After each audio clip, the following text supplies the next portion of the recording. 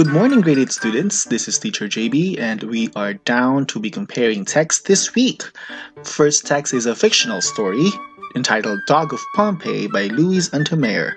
So if you have your student anthology book with you, please turn it on page 392 and make sure you have your copybook and your pen ready. Our learning objectives are: first, find the main theme of the story. Second, compare the fictional story and the article's contents. Let us talk about the author of The Dog of Pompeii. Who is Louis Untermeyer? Louis Untermeyer was an author, an editor, and a translator of more than 100 books for readers of all ages. Born in 1885, he was the son of an established New York City jeweler. He developed his love of poetry during childhood, when his mother read him long, dramatic poems. Untermeyer enjoyed collecting and translating tales from around the world. A friend once reported that Untermeyer called himself a bone collector, with the mind of a magpie, an appropriate description for a man who assembled anthologies of stories, poems, and tales. Now let us talk about the background of the story, The Dog of Pompeii. It was set in 17 AD when Mount Vesuvius erupted, burying Pompeii, Italy, and nearby towns up to 20 feet of ash and stone. Nearly 2,000 people died in the catastrophe.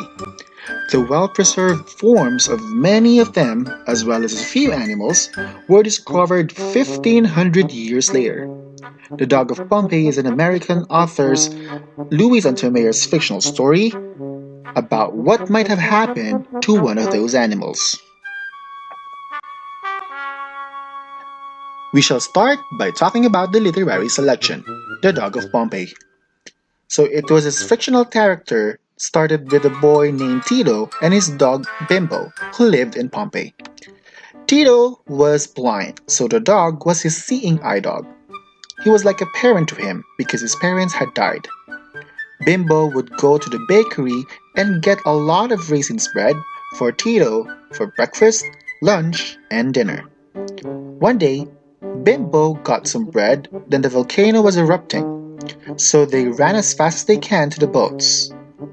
Bimbo ran back in there, but never came back. Tito and Bimbo went for a walk through the forum, taking in smells, sounds, and even a play. They heard and felt something different, and they could hear people talking about it, the rumors about earthquake. Someone even said, "Warning, people," they were saying, "look to your temples, and when the smoke tree above Vesuvius grows to the shape of an umbrella pine, look to your lives." The next day, Bimbo pulled Tito to his feet, sensing something was wrong. The earth started to shake and things were falling. People were screaming for their lives. Tito and Bimbo ran towards the sea, but Tito's skin was burning from the red-hot ashes. Tito was tired of running, losing all senses of direction and became confused, falling near the tree. Bimbo bit Tito to wake him up so that they could reach safely. Tito fainted and woke up only to find himself safe in the boat, calling for Bimbo to come. But he was gone. For deeper understanding of the selection, The Dog of Pompeii really shows the deep loyalty and friendship between Tito and Bimbo. Think about the relationship of Tito and Bimbo. How could these words play a role from the two of them? How could Bimbo become a nurse, a pillow, a playmate, a mother, and a father to Tito? Write your answers in your copybook. Let's now talk about the article, The Ancient Civilization with Perfect Teeth. This is written by Adrian LaFrance. Make sure that your student anthology is on page 406 as we start. Let us now talk about the article, The Ancient Civilization with Perfect Teeth. For nearly 200 years, scientists and historians have been studying the remains of people who died at Pompeii after the eruption of Mount Vesuvius.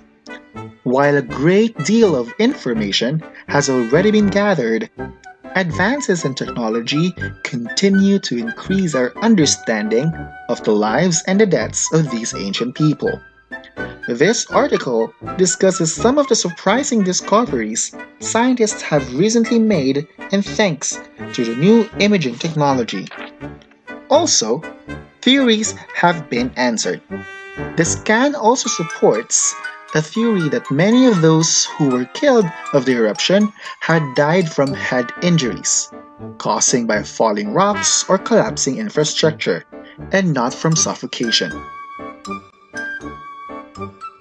The smokes and ash that poured out of the volcano was likely stifling to those who experienced it. In the early 1990s, when the researchers uncovered the first remains found at Pompeii in many decades, archaeologists determined that some of the victims had tunics wrapped around their mouths to makeshift masks. Even loaves of breads were preserved in the ash of Pompeii. The 79 AD eruption of Vesuvius was a catastrophe which destroyed the loveliest regions of the earth. But before that, Pompeii was a vibrant city full of people who lived and, in what same time, continue to live in the centuries after they died. Let me also ask you some critical thinking questions. Question 1. How does the relationship of Tito and Bimbo contribute to the theme of the story?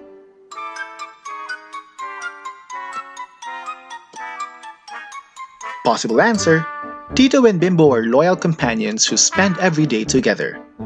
Tito's survival depends on Bimbo. The story's theme is the power of loyal friendship. Question 2. How are the scientists in the Dog of Pompeii and the ancient civilization with perfect teeth similar and different? The scientists in the story seek greater knowledge about Pompeii's victims. However, the scientists in the story appear at the end, 1800 years later, the eruption of Mount Vesuvius. In summary, the Dog of Pompeii only shows the power of friendship and loyalty, and technological advancements have helped the scientists to answer a lot of theories kept covered by the ash of the eruption. I hope that you learned something today. If you do, don't forget to subscribe to the YouTube channel of New Vision International School. See you in the next video. Bye-bye!